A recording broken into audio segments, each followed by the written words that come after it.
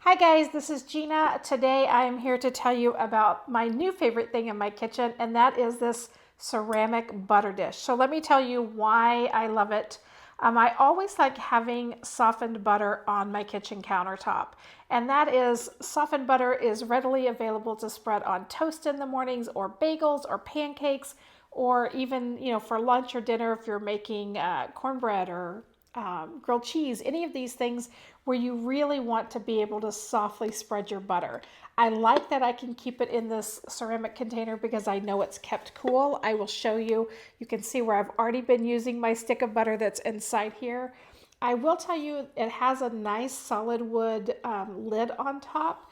It does not have a seal around the edges, so if you look here, you can see it just fits really nicely on there. I will also tell you that while these letters, you can see the word butter on here, I like that. So if anyone is in my kitchen that doesn't live here, if I have a guest or someone over, they can just look here and see, they know what's inside, that it's softened butter on the kitchen countertop.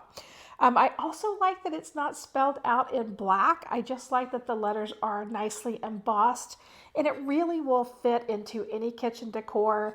And I think you're going to love this one.